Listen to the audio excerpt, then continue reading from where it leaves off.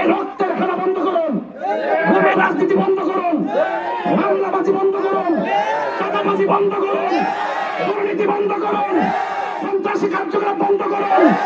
আমি পরিষ্কার ভাষায় বলতে চাই, আহলে সুন্নাত ওয়াল জামাত বানের জন্য পেশে আছে কচুরি বানানো। আপনি হয়তো জানেন না সারা বাংলাদেশ এই আসনের দিকে তাকিয়ে আছে। আপনি কি মনে করেন দাবি রাখতে পারবেন? আপনার বাতি যারা আটকে রাখতে পারবেন। আর বাবা যারা চাচা যারা আছেন, আরে বাবা আপনি একটা তপ করতেছেন, আমরা ফুটে মোমবাতি করতেছে। তো আপনি যে গেলেন ভাবলাম যে আপনি রাজনীতি করছেন, গেছেন না।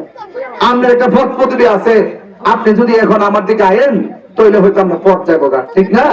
তাহলে আপনি আপনারটা করেন আর ফুট করে আর বাড়ির শাশুড়ে কয়েকদিন যে মোমবাতি ফুটে বেড়াইতে চলে আপনার একটা আমরা দুইটা একটা কাম হয়ে যাবে।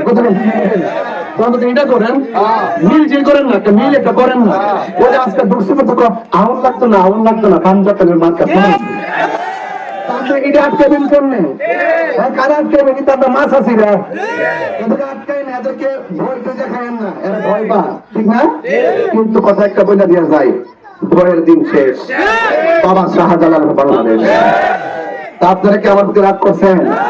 আমি কিন্তু আপনারা শান্তির জন্য কথা বলে গেছি। আজকে থেকে কোনো হুমকি দামকি চলবে, কোন ফেস্টুন ব্যানার ছিঁড়া চলবে, কাউকে আঘাত করে কথা বলা চলবে। মোমবাতি করে সমর্থনকারী আছেন, আমরা কি ফেসবুকে কাউকে গালি দিব? কেউ যদি আমাদের গালি দেয় আপনারা রিপ্লাই কি করবেন? মোমবাতি। এটা আমি আজ থেকে প্রায় 21 দিন আগে করে দিয়েছি।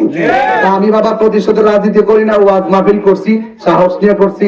রাজনীতির মাঠেও সাহস কিন্তু আমার কম না, কিন্তু আমরা দাঙ্গার পথ বেছে নিব না, আমরা ভালোবাসার পথ বেছে নিলাম।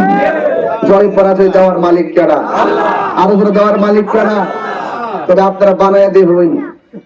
আমি তাহির হুজুর কয়া দিয়ে গেলাম, যদি আল্লাহ যদি আমার দয়া করে আর যে জোয়ার খান উঠছে, আমার মনে হয় ইনশাল্লাহ কাম হয়ে যেতে পারে।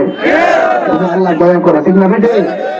তাইলে একটা কাম করুন, তাইলে একটা কাজ করে দিন, আপনার আপনার ম্যান্ডেট দিয়ে বানাইন, আমি তাহিরি কয়া দিয়া যায়।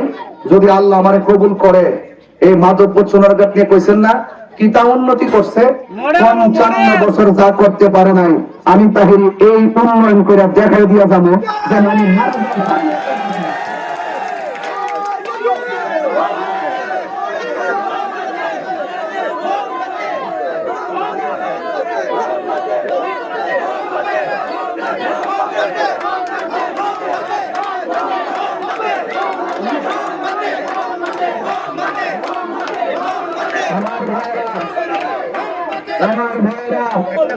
আমার ভাইরা, আমি কি খুব চিল্লায় কথা বলছি? আমি স্বাভাবিক ভাবে কিছু কথা বলে দিয়েছি। সামনে যখন কোন কর্মসূচি আসবে, আপনারা সকল কর্মসূচিতে অংশগ্রহণ করবেন। আমার কাছে একটা খবর আছে, কথাটা কইতাম নি, খবর তৈরি কইতাছে যতই নাচানাচি করে রাত্রে কামটা বেরোলাম। এটা কি স্বপ্ন না দুঃস্বপ্ন?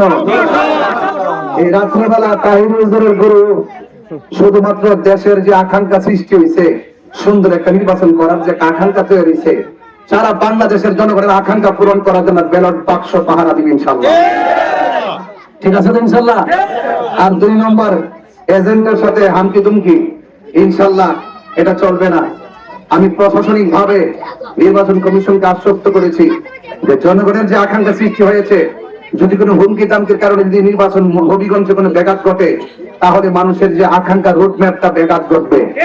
যদি রুটম্যাপটা ব্যাঘাত ঘটে, তাহলে এটা বাংলাদেশের নির্বাচন নিয়ে যে আকাঙ্ক্ষায় আকাঙ্ক্ষার ভাবমূর্তি নষ্ট হবে। একটা বিষয় অনেক শান্তি লাগে, বোঝা গেল ছোট বাচ্চা থেকে শুরু করে আপামর আবাল বৃদ্ধা পরিবৃদ্ধ মরিচা সকলের কানে মোমবাতির আওয়াজ পৌঁছে গেছে। এটাকে কি আর দাবিয়ে রাখা যাবে? আটকে রাখা যাবে? এটা চলছে, চলবে। এটা কি নতুন মোমবাতি কি মাজারে নতুন জ্বলে? হ্যাঁ, পাঞ্জাতনের আসলে বাতি কি নতুন লাগা? এই মার্কাটা শুনলেই কেমন যেন একটা তরিকতের দৃষ্টিকোণ থেকে মায়া লাগে। তা আমি আশা করি আপনারা সবাই মোমবাতির পক্ষে থাকবেন।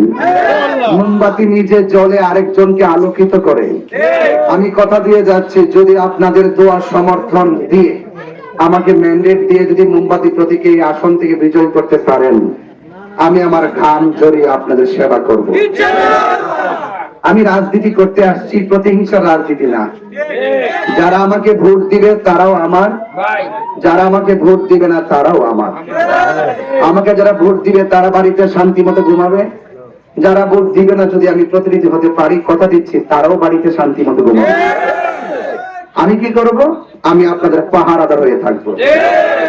সেই জন্য স্বাধীনতার পর থেকে 55 বছর পর্যন্ত রাজনীতির যে অস্থিরতা শুরু হয়েছে, সেই অস্থিরতাকে দূর করার জন্য একমাত্র এই দেশের শান্তিপ্রিয় দল সার্বভৌমত্ব সুরক্ষায় স্বাধীনতার পক্ষে বলি আল্লাহর এই দেশে একমাত্র সকল ধর্ম বর্ণ দল মত নির্বিশেষে সকলের শান্তির লক্ষ্যে যারা কথা বলে তারাই সুন্নি জামাত।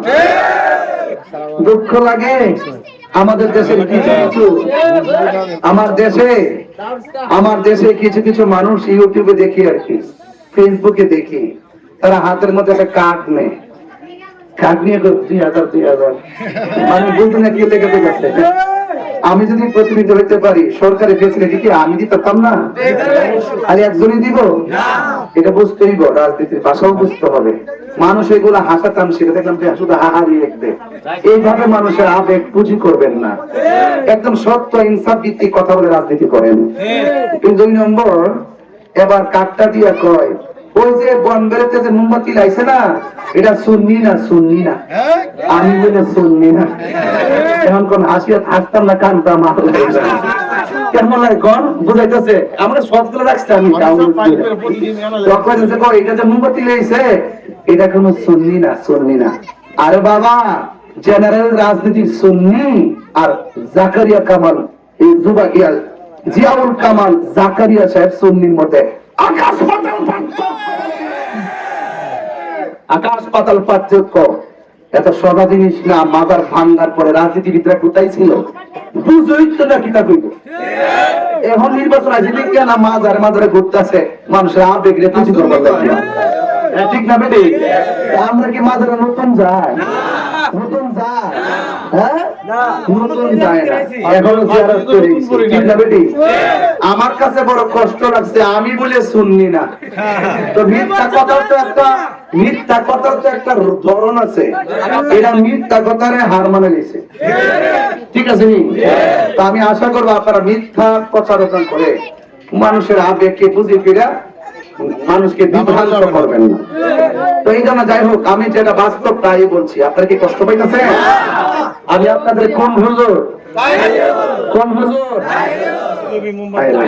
অনেকে বলে আমরা এই দেশে তাহির হুজুরের বাড়ি বনবেড়া, হ্যাঁ, এখানে কি লেগে আইছে? এটা আচরণ বিধি লঙ্ঘন কথা। আমি যদি অভিযোগ করি 1,86,000 টাকা জরিমানা হবে। কথা কোন ঠিক নেই? কারণ আমি এখানে আসতে পারি আমার সংবিধান বলে, আর সংবিধান বলেই নির্বাচন কমিশন আমাকে যাচাই বাছাই করে মোমবাতি প্রতীক বৈধতা করতে পারে।